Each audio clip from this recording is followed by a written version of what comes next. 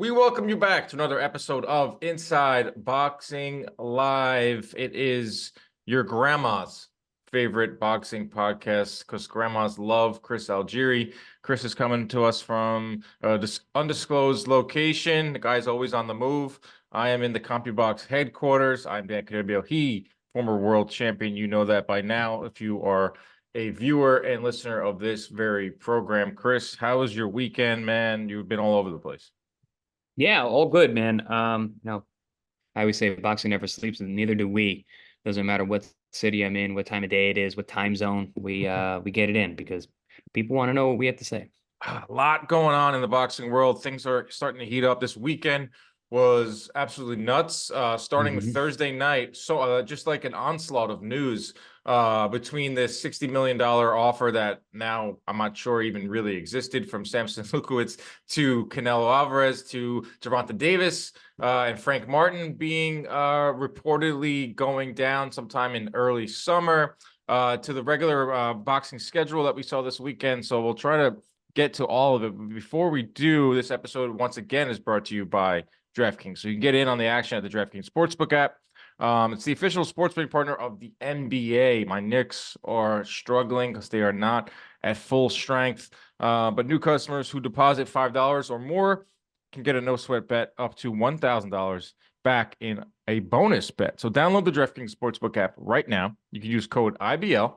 New customers can get a no-sweat bet up to $1,000 if your first bet loses. Only on DraftKings Sportsbook with code IBL. The crown is yours. If you have a gambling problem, you call 1-800-GAMBLER.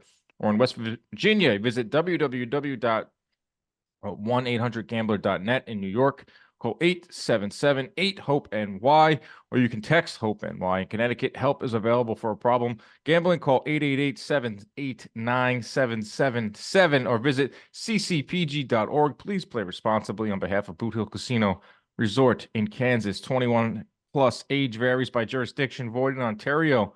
One no-sweat bet per customer issued as one bonus bet based on the amount initial losing bet. Bonus bets expire 168 days.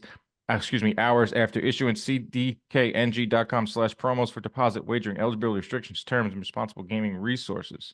I feel like they added more onto this one. It definitely got longer. It got longer, and my lungs Definitely got longer. My lungs are doing still doing fine. So this is like the ultimate test to see how my lungs are doing is by reading that ridiculously large DraftKings thing. But I did put some money on Berlanga knockout, and I cashed in. I had a parlay going with the Nakatani decision, but he went and got rid of Santiago. We'll get to that too. Oh, man, we'll get to that too. We'll start with Berlanga. We'll work our way down from this weekend. Saturday night over in the Caribe Royale in Orlando, Edgar Berlanga stops Padraig McCrory. For Berlanga, it's his first stoppage win since 2020. I think he desperately needed that. I saw some improvements. I saw some tinkering. He was a little more patient when he did throw his jab. I thought it was really nice. He just didn't throw it enough. Gets the stoppage, which he desperately needs. And then afterwards, it's all systems a go for calling out Canelo. Eddie Hearn gets in the ring, calls out Canelo. Berlanga calls him out. They're throwing the broadcast starts bringing it all up. But for Berlanga, I don't think he fooled anyone. The boxing fans out there are tough to fool. I think he desperately needed that for his own psyche to get a stoppage. Saw a few good things in there, but ultimately I think he is just steps below even like the top 10 at 168. Maybe I'm being a little harsh. No, I don't think you are. Listen, he's been showing improvement the last couple fights, but honestly, McCrory was a lot worse than I expected. He didn't really bring much to the table. Berlanga, I mean, you're the CompuBox guy. How many punches did he throw? Two? Berlanga or McCrory? Berlanga. No, Berlanga. The first couple rounds? No, the very first round. I don't think. Oh, yeah. It was like under 10 or something. It's wild. You said patient. He looked more hesitant to me, trying to set things up, trying to get his range, trying to figure out. Really, I mean, with a guy like McCrory, the more rounds you go, the worse everybody looks because he did not bring anything to the table. In other fights, I'd seen him be really confident, throw that right hand with meaning and looking to do damage. Didn't see. He looked like he was just waiting to see how hard Berlanga hit, regardless of how much he got hurt or not, and just everything that touched him was like. He overreacted. So I don't know. When you got a guy like that, with a guy like Berlanga, who in the positions he's in, if he went out there and he put on a virtuoso performance and then came out there with a good sharp jab, was able to cut McCrory down in a couple rounds, not let him land a thing, it'd be a different conversation. But like with that performance, starting really hesitant, not throwing a lot of punches early on, and then ratcheting up as you go, and then just beating McCrory up. I don't know. It's like you said, the fight fans are not dumb, and I think it's going to be really tough to cram that fight down everyone's throat of Berlanga and Canelo right now. Yeah, that's just not going to happen. That's just Eddie Hearn doing his job. That's just if you're a top 10-ish 168 pounder right now, and your promotion team and your manager isn't trying to get you a fight with Canelo right now, who does not have a fight lined up, or so we think, then you're just not doing your job. So I totally expected that stuff from Hearn. The broadcast team, was saying if it's not Benavidez, then it's either going to be Munguia or Berlanga. So they were kind of pitting Munguia versus Berlanga, who will offer up the better fight. It's no doubt Munguia. I think Munguia is just light years ahead of Berlanga right now. But I wouldn't mind seeing Munguia Berlanga though. Yeah, I think I like that's way more acceptable to me. I actually like that fight. That's the fight to make. I mean, if it was perfect world, Canelo would be fighting Benavidez and then Munguia would be fighting Berlanga, then the winners face off. But as we know, boxing's not perfect. But as for McCrory, like I thought he was gonna be way slicker. He wasn't. They were talking about his power in the lead up to the fight. I mean, he had 9 knockouts in 18 fights, didn't have power. So it's hard to judge Berlanga over that. If anything, it was a confidence booster. It's set up perfectly for what they wanted to set up, which was to call out Canelo afterwards. Saw some things from Berlanga, like some of those things he kind of retreats to, like blatant elbows and hitting low and stuff like that. So he is not a finished product by any means. It would cash in against Canelo, but it would be a very, very ugly type of fight. He's just not ready for that type of fight. So that's what we saw on Saturday night in the main event. Did you catch Andy Cruz in the co-main event? Oh.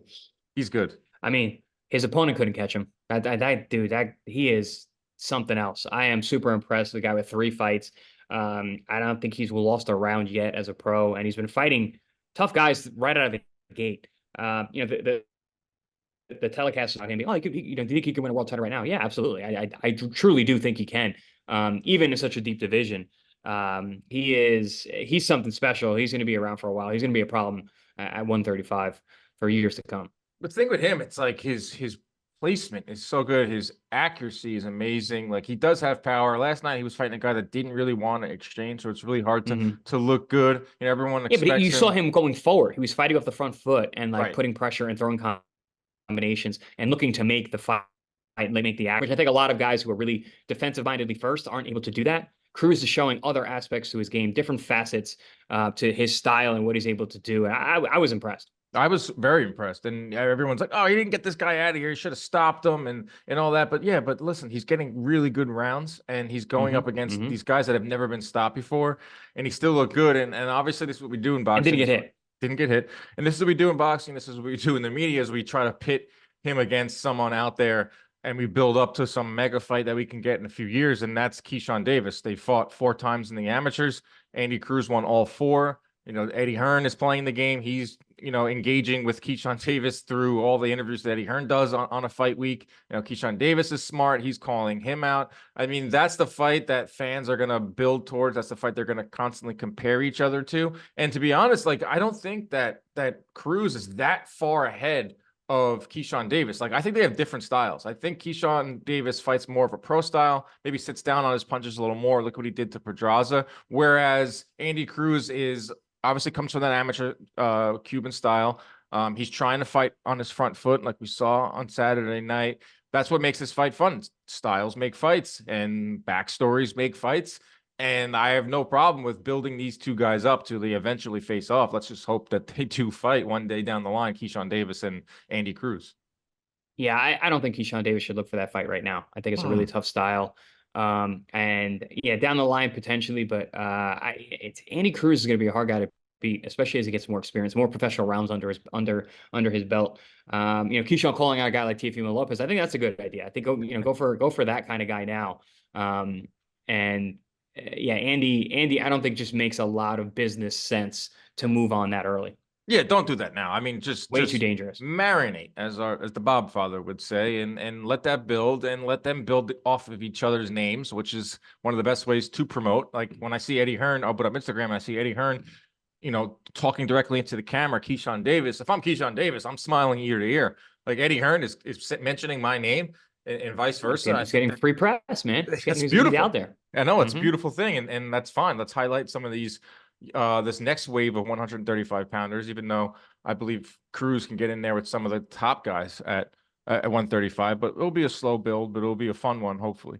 Saturday morning in Japan, Chris, you were on the call for Top Rank Boxing. We saw some great Japanese boxing. I think Japanese boxing is having a renaissance right now. Junto Nakatani stole the show. He wasn't even the main event, but he stole the show. He stops Alejandro Santiago in the 6th round. He is now the WBC bantamweight champion. It was his first fight at bantamweight. He's a 3-division world champion. Chris, you called it a nearly flawless, what do we call it? Performance. Damn, I messed that up. You called it a nearly flawless. You called it a nearly flawless performance. My description was not flawless. It was awesome. Tell us about it. I mean, that whole card was actually really good. And I agree with you. I think there is definitely a resurgence in Japanese boxing right now. I think a lot of that comes on the coattails of Naoya Inoue, who's bringing so much attention to the Eastern fighters and the Eastern style, the Japanese. I mentioned a lot about the Japanese style, the kind of warrior mentality that they have. Inoue did a great interview where he said, American fighters don't like to get hit. They don't have the Japanese warrior spirit. Right. And he's not wrong. He's not wrong. These guys take risks. They get in there and they fight. And I feel like they weren't always knockout punchers, and now they're starting to knock everybody out. I expected to call almost like a full card, the other night. And then we had 3 knockouts. 3 out of 4 of the fights are knockouts. Top to bottom was an excellent card. But yes, Junto Nakatani, who I expected to steal the show, certainly stole the show. I did not expect him to dominate and dismantle Santiago the way. I was very impressed. You and I watched it live when Santiago beat our man Unito Donaire. Super impressive performance that night. Came on late really to pull the fight out of the fire. We had some shaky moments early on. With Nakatani, he never got a chance to get going. Nakatani is a freak for that weight class. 118 pounds, 5'7", 69.5-inch reach. We judges distance really well, draws that line in the sand. As soon as you touch that critical distance line, he's firing that powerful left hand, uses that lead hand to disarm you and blind you and hit you with shots you don't see, which is exactly what hurt Santiago and put him away. Really, it was a left hand that he never recovered from that dropped him along the ropes. Absolute amazing performance, nearly flawless. He got hit in the 2nd and 3rd round with some punches he really shouldn't have.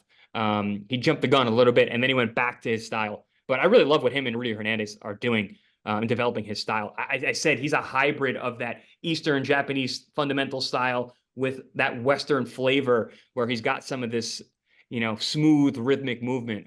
Very, very impressive performance. Yeah, coming off of that big knockout he had over Andrew Maloney his 2 fights ago. Scary knockout. Right. So he gets that buzz going, and that's a good thing. Knockout of the year. I think we had that, and a lot of people do as well.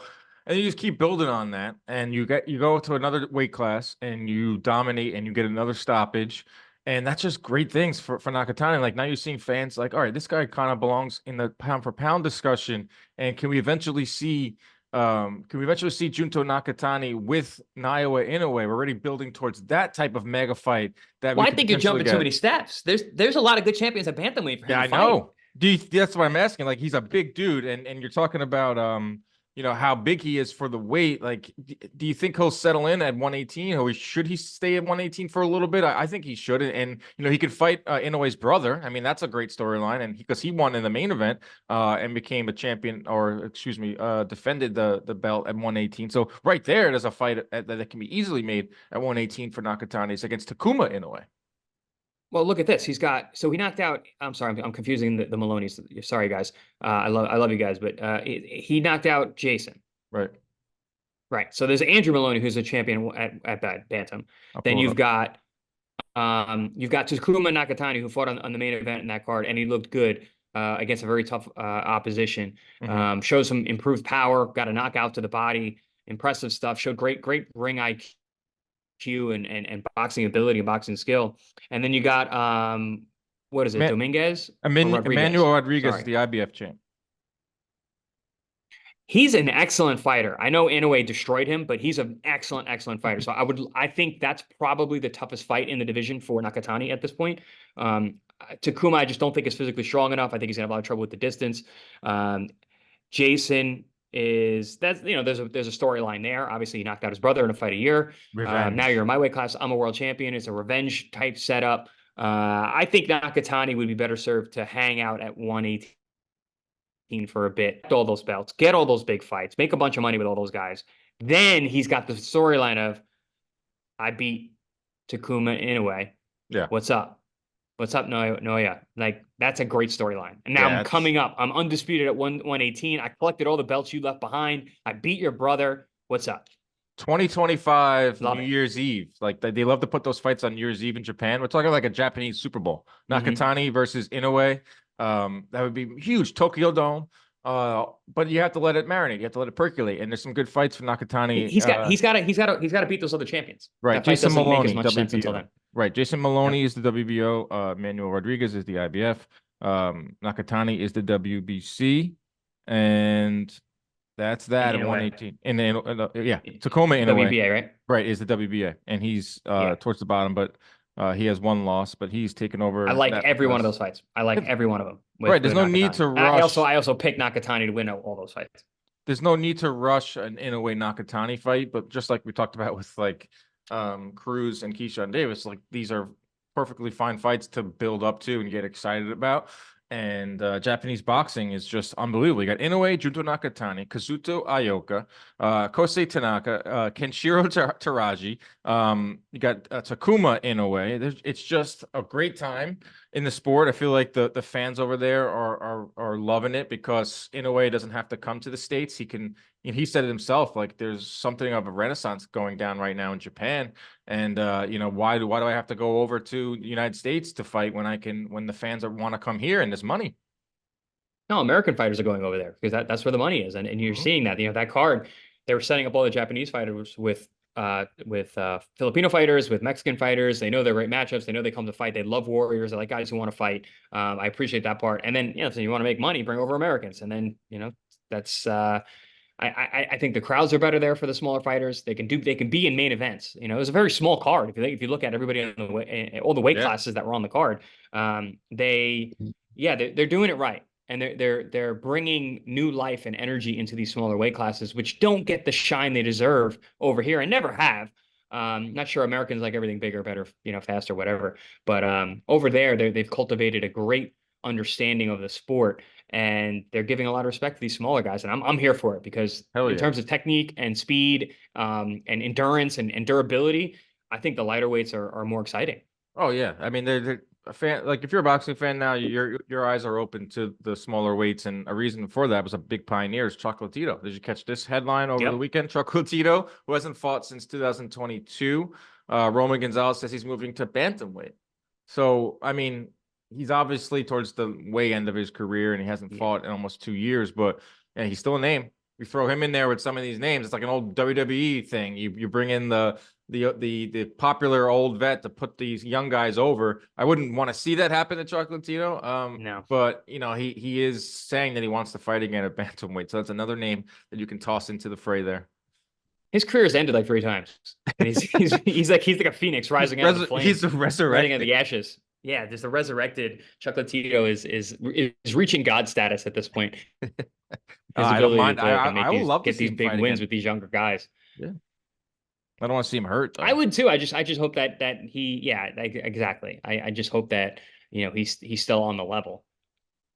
Tough. Let's get over to the higher weights. David Benavidez, okay, on Thursday, kind of shook up the boxing world. We're waiting for him to fight Canelo. What's going on with these offers? What do we got here? And then this comes along. David Benavidez moving to 175 pounds to fight Alexander Vacic in June for an interim WBC title, which would put Benavidez as the mandatory to either Beterbiev or Bivol. He would also be the mandatory at 168, which WBC says in March that they were going to officially make him Canelo's WBC mandatory at 168. So Benavidez, in a power move, says, I'll go to 175 and fight Vacic and become #1 at WBC at 175, while also simultaneously being the mandatory at 168. I mean, this is a crazy move. I like it. How do you feel about it? Because I think it just goes in line with kind of what Benavidez has been doing the last 18, 24 months, is like pushing the envelope, taking on fights, waiting for Canelo, still wanting Canelo. I think this is a great move. I think it really sets himself up for pretty much anything. I love this type of energy from David Benavidez. I mean, he's a warrior. He wants to fight everybody. He's so hungry. He's young. He's talented. He's at the top of the division. I truly believe that he has the ability, the star power to be the face of boxing in the future. I think after Canelo, I think Benavidez, there's gonna be a vacuum created. There's gonna be a lot of guys trying to take on that status. I think David Benavidez could be that guy. I think he could step into that throne position and take over boxing. He is that good. He is that talented. I love him on the mic. I love the moves that they're making business wise. This is a ballsy move, man. I'm gonna go up a weight class. I'm gonna get a big fight with a name that everyone's heard of, everybody remembers. It's gonna put me in line to fight the winner of some of the most avoided guys in the world, some of the most dangerous fighters around. I love this move. Just like you said, yeah, I agree. This is a phenomenal move, and I think it's also a way to bait Canelo. I don't think they're leaving Canelo in the rear view. This is a way for them to go up to 175, take on a guy who has name recognition, but at the same time, I don't really think belongs at the level with a guy like David Benavidez. He was off for like 4 years. Bodzik? He's gonna get smoked. Yeah. He's got a great record. You know, it's gonna, like, for fans, it's gonna pass the eye test. He's got a great former world champion. He's got the look, but not being at that high level and having a young, hungry machine like David Benavidez in front of you, that's all bad for Vosdick. Yeah, it's a great move, and it's a contingency plan, because there are some details in this plan where he'll only go to 175 if he does not fight Canelo in May, and it's certainly looking like he's not going to fight Canelo in May. So he'll go up to 175, and he'll most likely beat Bodzik, who'll be a heavy favorite. But he says he'll still go down to 168, potentially fight Canelo in September or down the line. It would have to be September, because then you're looking at a guy that should have been at 175 years ago. And if this gets dragged out and he's at 175, and then eventually he fights Canelo at 168 in like a year from now, I would hate for that to be the case. Like, that wouldn't be a great moment. But I like Benavidez, what he's doing here. On top of it, there was this $60 million offer that came from Samson Lukowicz, a tweet saying, what did you say? Allegedly, yeah. Which the tweet has since been deleted, because Samson Lukowicz says that PBC has upped their offer to 60 million or 55 million, and then an extra 5 million kicked in from the Mexican network to 60 million. Al Heyman, he mentions PBC, and then it gets deleted.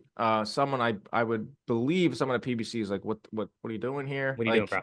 It's not a great look from Samson Lukowicz to delete it afterwards, and also to name PBC in there and kind of put the pressure on Canelo, kind of, I wouldn't say throw PBC under the bus, but like lump them in this kind of last ditch effort to make the fight. So that was what was all going on Thursday. But I don't know if you caught this. Eddie Reynoso did an interview with ESPN Mexico.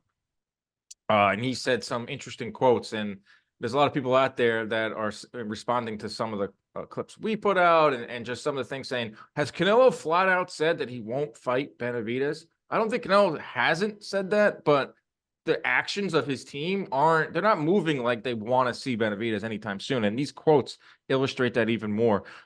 This is from Eddie Reynoso. The fight with Benavidez may take a while or may never happen, but it depends on many things. There were fights that never took place. Lennox Lewis and Riddick Bowe, Julio Cesar Chavez and Terry Norris, Eric Morales and Juan Manuel Marquez. And none of them stopped going to the Hall of Fame for that. They were given other fights, and although they took time, ended up being made, like that of Floyd Mayweather and Manny Pacquiao. Among the fighters, there is no fear. We just hope that the conditions are met to face Benavidez. That's not what fans want to hear. Don't bring up Riddick Bowe and Lennox Lewis. I mean, that's the fight that just slipped away. Like, what are these demands that they're asking for? And I just don't like those quotes whatsoever. I don't understand what the demands could be. Like, are we talking about weight stuff? They're in the same weight class. It's not like he's moving up in weight and it has to be like a rehydration or anything like that. What are these stipulations? There should be a level playing field. It's, you know, It's got to be money. Number one contender. Listen, I don't think Benavidez is trying to price himself out of He's his not. position. No. So what are these demands? And we're not getting any details, and they're keeping it all cryptic. Which has been really annoying me lately. All these cryptic messages. Oh, we've got an announcement to make an announcement about something that fight fans don't care about. And yet he doesn't have a fighter yet. He doesn't have an opponent. And we're 2 months out from a massive fight, massive part of the year. It's very aggravating the way that they're moving. I don't like it, as opposed to what I'm saying about Benavidez moving, because he's moving like a fighter. And, you know, when fighters start moving like businessmen, I don't like it. I don't like it. I want these guys to be warriors. I want them to fight each other. And Canelo has been a warrior for all of his career, but, you know, these moves are very, very curious to me. It's interesting because I've you know, I get in the weeds with all this stuff and I'm like, oh, I kind of like this stuff. I like the messages and I like the drama and I like building it all up. But like at this point, it's starting to get a little frustrating with Canelo. Like, come on, man, just announce the fight and let's move on and let's plan out the year so we can have a great boxing year and we can all make our picks and all that good stuff. But going back to Benavidez to 175, like this is a weight that I feel like he's been flirting with for a long time. Like, someone asked me, like, who would you give him a better chance against? David Benavidez versus excuse me. Yeah, that's the question. Who would you give David Benavidez a better chance against? Dimitri Bivol or Artur Beterbiev? Oh boy. Tough one. That's a tough one. They're both really tough fights. I think Bivol's a difficult style for anyone. You know, his ability to that in and out with the jab and the kind of those looping funny punches that he throws.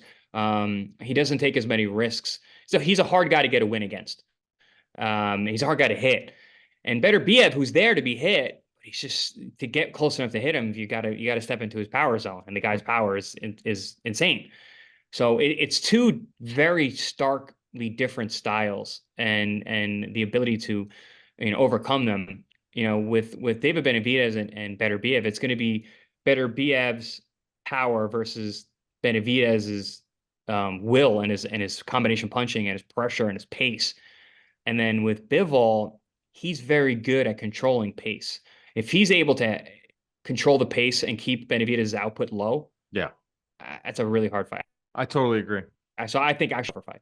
I totally agree. Someone asked me, I did like an impromptu live stream after all this news, and I was like, you know what? Like, I think he can beat Beterbiev easier than Bivol. Not that it's like picking one or the other. And this is like a really tough thing to do, yeah. But he would fight fire with fire. He could lose to both. Like, right. Yeah, we're not saying he beats both of them outright. He could fight fire with fire against Beterbiev, and I could just see them getting into like a firefight, and just, you know, Benavidez can catch him. With Bivol, like, there's so many tricks with the defense, and like you said, the jab, and like he can just offset Benavidez' entire rhythm. And Benavidez is a rhythm boxer. And once he gets that engine going and he's throwing 75 to 80 punches around, it's really hard to stop. And I think Bivol is more likely to slow down that engine, where Beterbiev, that I can see that turning into somewhat of a shootout in the 4th or 5th round. Love it.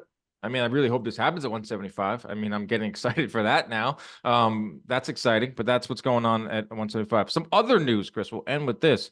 Gervonta Davis is back in the ring late spring, early summer. He's fighting Frank Martin. This will be for Gervonta Davis's full WBA title. It's his first fight since knocking out Ryan Garcia. He had some legal issues at the end of 2023 that prevented him from getting into the ring. I really like this fight. I think Frank is a top 7, top 8 lightweight. I think Gervonta Davis is obviously Gervonta Davis. Fun fight. I think this is a good one. Yeah, I mean, it's not one of the names that we really want, but this is a very acceptable fight. And I think Frank Martin, who he's impressed me in his recent outing fight, he didn't have a great night out. But still, he's been very impressive. Anybody can have an off night. That could have been an off night. It could have been the opponent is way better than we give him credit for, which I do like. That's part of it as well. But no, I like this fight. The problem is both these guys are so inactive. I don't understand how these young fighters don't get fights. I mean, Davis, you mentioned, Tank, you mentioned the legal issues outside of the ring. Where's Frank Martin been? Turning down fights. Why has he not been active? But I don't like that. That's, But let me again, ask you when this. fighters are acting like businessmen and not warriors. Let me ask you this. You've turned down fights, you've accepted fights. You've had to make those types of decisions. I said that Frank Martin ultimately made the right decision turning down that Shakur fight if he knew and his team assured him, and I think they did, that a Gervonta Davis fight would happen in a couple months after that. I think this is ultimately a good move for Martin. Definitely a better matchup for Martin to fight Davis than to Shakur. I think stylistically, there is much better. But dude, the inactivity is no good. I've never turned down a fight and didn't fight at all. I turned down a fight to fight somebody else. I had options, for this guy, and I chose, and that's where the business mind came in. But I still fought. These guys don't have an opportunity to fight, and then they don't, and they wait it out. And then they end up waiting and waiting and waiting because you never know what can happen in between. But yeah, I mean, at the end of the day, if you look at what fight is actually what we're getting, it's a good fight. I like it. I mean, a southpaw. I feel like Tank hasn't seen like a tactical southpaw with power that Martin has. Martin obviously hasn't seen anyone like Gervonta Davis, but I think for Tank and Frank, which I think should be the hashtag for this fight. I hope it's Tank versus Frank. Tank Frank. It's perfect. Frank the Tank. Frank the Tank. Like I hope they do that. If Frank Martin wins, he should adopt the name Frank the Tank. I am Frank the Tank. I took down Tank, but you got Tank fighting Frank. And then you got Ryan fighting Devin, even though they're at different weight classes, but they're all around the same area. But these guys are knocking each other up. So Gervonta beats Frank Martin and Devin Haney beats Ryan Garcia. That fight's going to come into focus a lot more. They're going to really be pushing Gervonta Davis to fight Devin Haney, maybe at 140 pounds. Get Shakur in the mix, get Teofimo in the mix. I like it. I mean, we were worried about Gervonta potentially fighting like Gary Antoine Russell or Jose Valenzuela. Like those aren't fights that we should be getting there with Tank. Frank Martin is a perfectly fine fight. It's a two top guys at lightweight. It'll be a fun build up and should be a fun fight stylistically. If you think about Frank as a southpaw. I agree. I like this fight. I think timing wise is good, and Frank Martin's good. I need him to be active though. I want to see him more. And you mentioned those, those four fights, those four fighters that could be fighting each other. Even the losers could fight. You could see Frank and Ryan together. Gervonta and Haney. A lot of good matchups. We just need to get them in the ring together.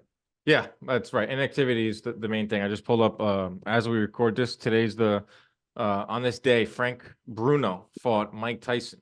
And Mike Tyson had been out of the ring for 8 months, and the boxing world was up in arms. Oh my God, 8 months? That's such a long layoff. And during that layoff, Tyson got to that street fight with Mitch Blood Green where he thought he killed him. Messy divorce with Robin Givens, fired Kevin Rooney as his trainer, and had got into a car accident and was left unconscious, and had the beginning of many money disputes with Don King, all in an 8-month span. And the whole boxing world, from what I was reading, was up in arms because Tyson wasn't in the ring in 8 months. Like 8 months, that's nothing. That's par for the course now. Your guy's sitting out for years. I don't want to be PBC fighters. It's once a year. I don't want to be the guy on a soapbox right now, but inactivity is killing the sport. But let's hope these guys get in the ring. Wow, that's everything I got. That was a nice tidy episode, Chris. That was a nice Sunday tidy episode. I'm gonna go watch the Yanks, their first spring training game. Let's get you home nice, safe, and sound. What else we got going on this week? What do we got I feel like we're heading into March, which is crazy. We're almost close to Ngannou Joshua. We'll have to get our guy Ariel Helwani back on the show. Yeah, we got Pro Box this week. We had a nice fight, Justin Paldo versus Miguel Madueño. Very, very, very good matchup. Two very tough guys. I think they only have a couple losses between the two of them, but they're going to bring it. And then getting ready for the next couple of weeks and months. Boxing is going to be rolling, man. We're gonna be stepping for the next couple months. Yeah, we got some big plans for you guys. We'll let you know very soon. I'm heading big announcements. I'm heading to Puerto Rico this weekend to call Amanda Serrano versus Nina Meinke. That's the main event. 20,000 they're expecting at the Coliseum in Puerto Rico. I'll be on the call alongside Todd Grisham, Gabe Rosado, Ariel Helwani will be at the desk with Wade Plem. I love calling fights. It's really fun. And being in Puerto Rico for that event is going to be nuts. Jake Paul is fighting on the co-main event versus Ryan Borland. And I talked to Ryan Borland on Zoom, and 17-2, better than Jake Paul's last opponent, Andre August. And this guy Borland comes from a small town in North Dakota. And I was like, hey, man, have you been getting a lot of attention? You know, when you go into 7-Eleven or you go into the stores and you go to work, like people are like, oh my God, you're fighting Jake Paul. He's like, nah. He's like, no one really knows. I just go to the gym. I go to the gym. I go to work. And I'm like, dude, have you thought about like beating Jake Paul, how your life would change? He's like, not really. Just gonna, go back to work. I'm like, oh my God, that's crazy. So That guy's that's our awesome. weekend. This guy's awesome. North Dakota. North Dakota guy, like, out there on the oil rigs and stuff. And like now he's fighting Jake Paul. And so that's the scene over in Puerto Rico. So we have you covered all week long. Chris, get home safe. And Yes, let's sir. do it again later in the week. Protect yourself at all times. Keep your hands up at all times. Good night, everybody.